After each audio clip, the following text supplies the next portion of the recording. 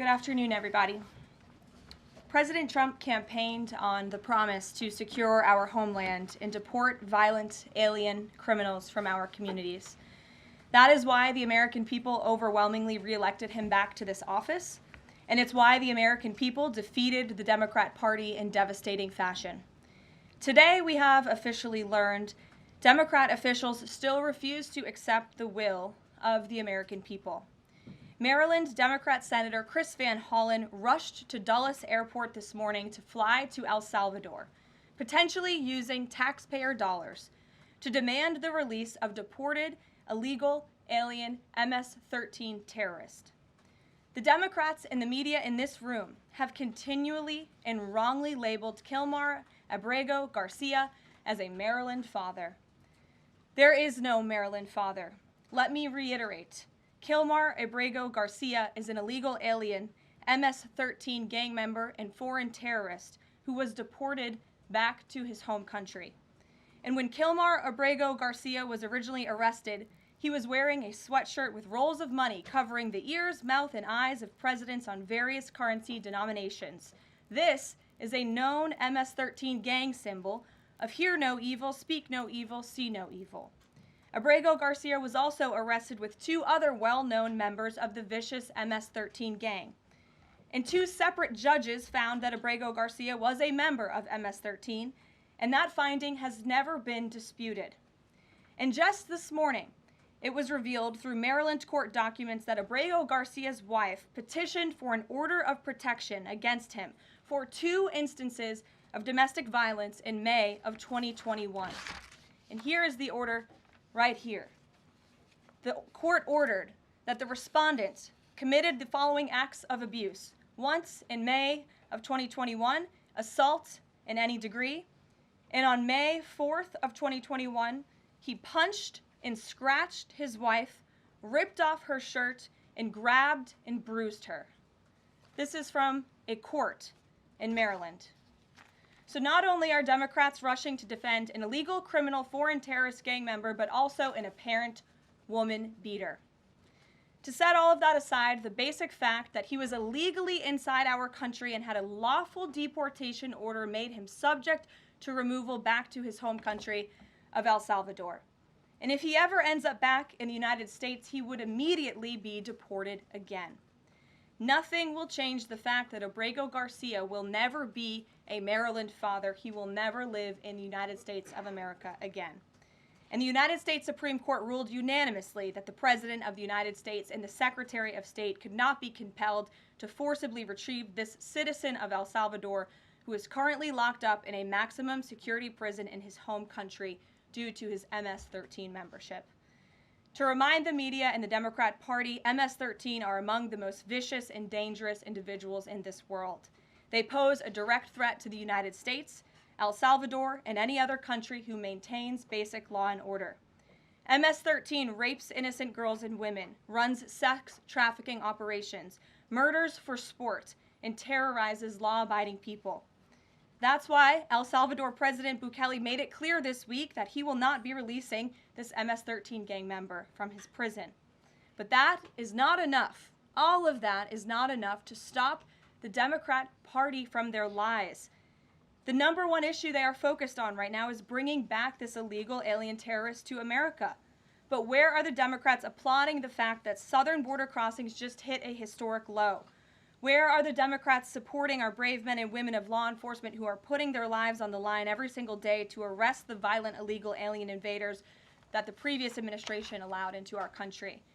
And where are the Democrats when innocent Americans are victimized by illegal criminals that Joe Biden let in? It's appalling and sad that Senator Van Hollen and the Democrats applauding his trip to El Salvador today are incapable of having any shred of common sense or empathy for their own constituents and our citizens. Nobody knows this more than the woman standing to my right, Patty Morin, whose beautiful daughter Rachel was brutally maimed and murdered at the hands of an illegal alien in August of 2023. Patty no longer has her daughter because of the failed Democrat Party's open border, and these are policies that President Trump is bringing an end to. Patty should not have to be here today, but she is, and we are grateful and we are honored for her willingness and her request to share her powerful story with the world. Thank you, Patty, for being here. Thank you. A lot of you don't know the whole story about Rachel and about the crime that was committed against her. Even us, her family, we didn't know all the details. They kept most of it close to their chest, the detectives, because they didn't want to do anything to hurt the case. They wanted to keep the integrity of the case, so they kept everything close. I sat for the last 2 weeks in her trial, and we saw layer upon layer upon layer of evidence against the accused, an illegal immigrant from El Salvador. And the things that we thought, well, maybe this might have happened, we didn't know. But when we were at the trial, we got all the puzzle pieces. And I want to share some of those things with you. You know that Rachel's a 37-year-old mother. She has 5 children. We've walked the trail for the last 25 years that we've lived in Maryland. It's a safe place for our family. It's where we go to get a little bit of New England, because that's where we're from, New England. When she went on that trail that day, she was not planning on dying. She wasn't planning on walking to her death. She was planning on going to the grocery store with her girls afterwards. Victor Martinez, he waited for her. He waited for her to come closer. He saw her. He saw that there was nobody around. He attacked her. He dragged her 150 feet, blood gushing from her head. It left a 150-foot trail of her blood to the culverts, where he picked her up, he threw her against the wall of the tunnel, and he raped her. But before he did that, he stopped on that trail, and rocks, still stained with her blood, he used them to hammer her head against those rocks. They say at least 20 times they could count the cuts in her head. They said that when they did the autopsy, and I've seen the pictures, there's a 6-inch square in the back of her head where the skull is shattered the way that you would crush an eggshell in pieces. 3/4 of her brain hemorrhaged. Her right and left side of her face bashed in. Her beautiful face bashed in. Her head bashed in. Broken bones, fractures. He takes and he drags her some more. He drags her through the thorn bushes. She has all the scrapes and cuts on her body. There wasn't 1 inch of her body that didn't have some kind of injury, whether it's bruising, broken bones, contusions, the scratches. She had a fractured rib, fractured nose, fractured skull. And then he takes her into the tunnel, and he picks her up. He throws her against the wall. Blood is gushing from her head. Her hair is soaked in blood. And they showed us pictures of her body against the wall, outlined. The blood outlined her body. And you could see where the blood ran down around her as he was raping her. And then he threw her down and raped her some more. And then he strangled her because he didn't want her to be able to live to tell the story. They said that when they did the autopsy on her neck, that one of the things they do is they open up the neck and they look to see how far the injury is. And they went all the way down as far as an injury is possible, hemorrhaging in the muscles, because of how strong and violent the group was around her. These are the kind of people that have no compulsion. Like, to them, this is nothing.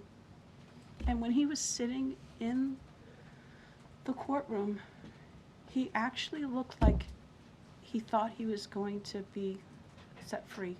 There was no remorse on his face at all. This person took my daughter so violently and so gruesomely and so graphically that they sealed the pictures, because I don't want my granddaughters to see these pictures. These are the kind of criminals President Trump wants to remove from our country. These are the kind of criminals that we need to remove from our country.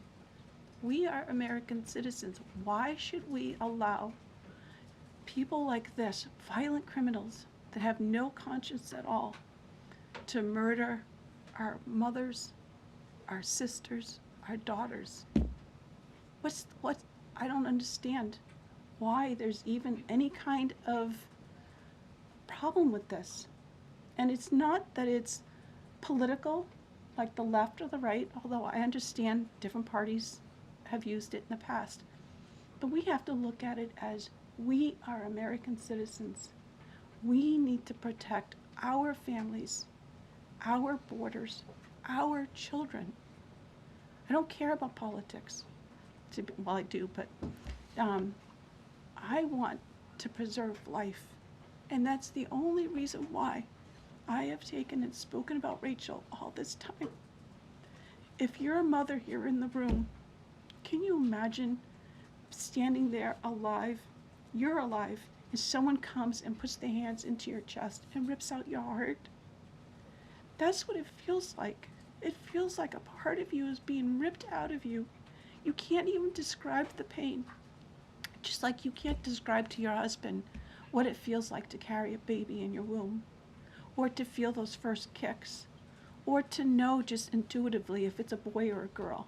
It's only a thing that a mother knows.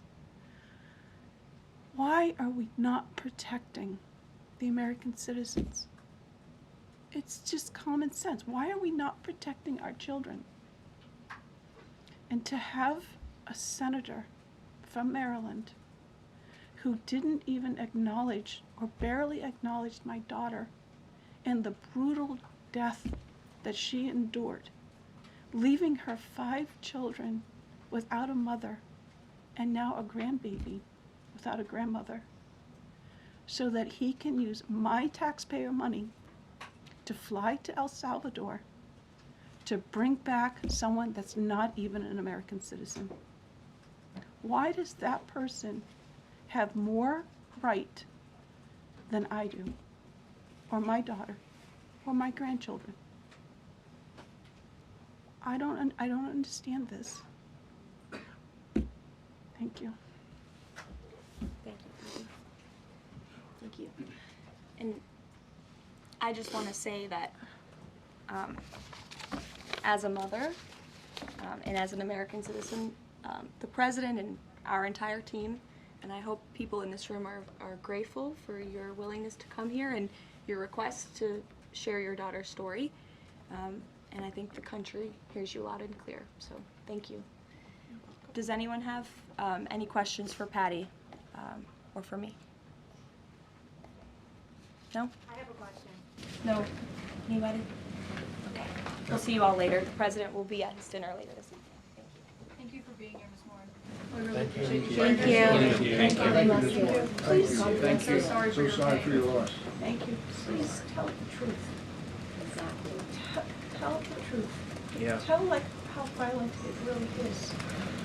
This is about protecting our children. It's more than just politics or votes or just anything. It's about national security, protecting Americans, protecting our children. Thank you. And thank you for listening. God bless you. Thank you.